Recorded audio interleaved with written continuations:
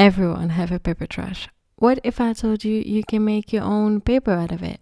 And what if I told you you can make your own plantable paper that will grow into beautiful flowers? This DIY will cost you next to nothing and is a great way to spend time with children, friends, or by yourself, relaxing.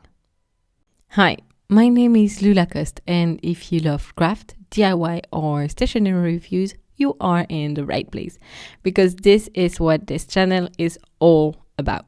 For this DIY, you will need to make the mold, 2 frames of the same size, a mosquito net with a tight grid or a stainless steel mesh, and staples with a stapler. For the paper itself, you will need paper to recycle, a blender, a container large enough to fit your mold flat into it, a sponge, a towel, 1 piece of fabric for each paper sheet you want to make. I made mine out of old bed sheets, and seeds of whatever you want your paper to grow into.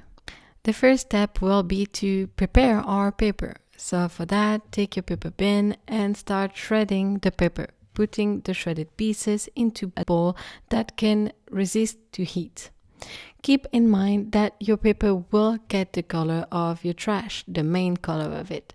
So for example, mine will be gray as I used a lot of gray egg boxes. So if you want to be extra fancy and have enough paper to do so, you can separate your pieces by colors. That way you will be able to control the base color of your paper.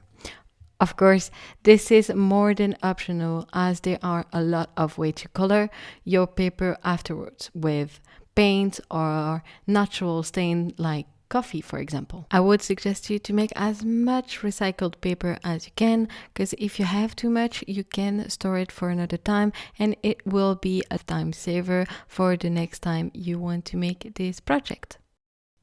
While it soaks, we will take this time to make our mold if you don't already have one. To make a mold is pretty easy. Take 2 frames of the same size. It can be the size you want, A4, A5, A6. I went with A4. Take the back and glass out of both frames and fold the holding pieces out of the way. Now take your mosquito net with a tight pattern or your stainless steel mesh and staple it to one of the frames like so. Make sure it is tight enough, because you don't want it to be floppy. If you decide to go with a mosquito net, be sure to have a tight pattern like this one, because one like this might not work as well and might even break along the way. But if you make yours with a metal mesh, be sure to use a stainless steel one, as it's going to spend a lot of time in water. Now cut the excess off and congratulations, you have a paper mold. This is how you should hold it. First, take the frame with the net side up, and place the other frame on top of it like so. And this is how you will use it. Okay, now let's make some paper. First, we are going to make our paper paste. For that, take the soaked paper from earlier and blend it with a blender. You will see it turning into a paste. Make sure you blend it well and long enough, otherwise you will have entire pieces of old paper into your new one. Also, if you want your blender to work well, be sure you're not packing it too much and do it in 2 or 3 or more times if need be. Now that we have our paste, it is time to fill our container with water. The water needs to be at least 10 centimeters deep. Add some of the paste you just created to the water and mix well. The bigger the ratio paper to water is, the thicker your paper is going to be. So if you want a thick sheet of paper, put a lot of paper mixture into your water. And if you want thinner ones, put less. Be careful though, because if you don't put enough paper, it will be too thin to work and it might look like this one. Now all you have to do is to create some sheets. To do that, take your mold, how I showed you earlier, and plunge it into the water on the bottom of the container. Shake it well until there is too much paper particle to see your mold, and lift it as flat as possible. As the water drains from your mold, you will see your sheets forming. Isn't it exciting? Once the water is all drained, remove the top frame and flip over the rest of the frame onto a piece of fabric. For the fabric, what I did was to take old bed sheets and shredded it into multiple pieces slightly bigger than my mold. Now squeeze out the excess water with a sponge and then a towel. Once that is all done, slowly and carefully remove the frame.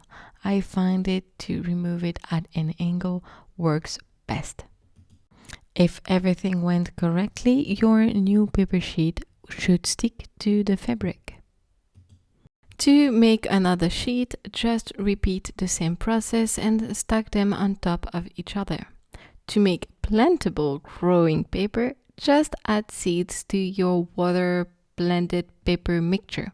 Mix well and follow the same steps. The only thing to be aware of is that once you've added the seeds, do not wait too much leaving them into the water, otherwise they will start their growing process, which we don't want right away. You can choose whatever types of seeds you want, wildflowers, poppies, lavenders, but you can also make your paper with carrot seeds or basil or strawberries. Just keep in mind, if you do want to make eatable plants, do not decorate your paper with toxic substance and do not print on it. To make colorful paper, you can add paint or natural stain such as coffee to your mixture. You can also add some flowers for decoration. Once you have the number of sheets you want, it is time to dry them. One step that is optional in the drying process, but that I highly recommend, is to dance on top of your stack of new sheets.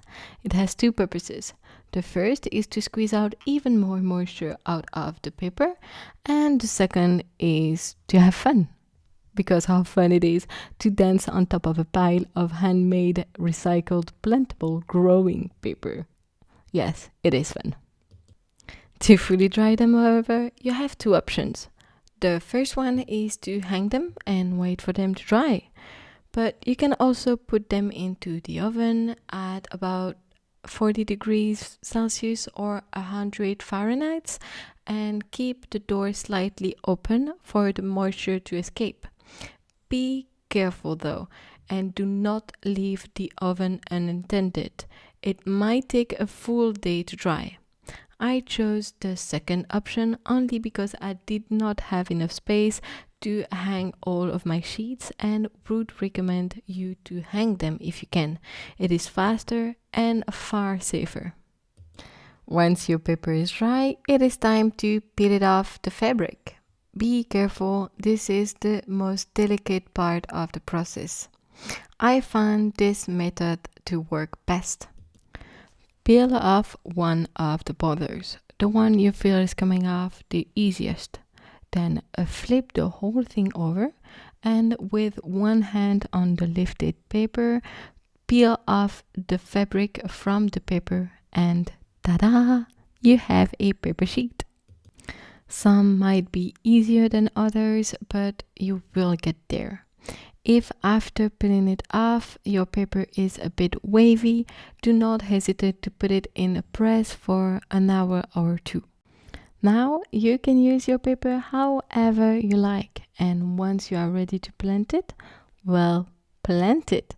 You can plant it in your garden, into pots, or wherever you want. The key is to soak it with water and keep watering it to make sure it grows. And voila!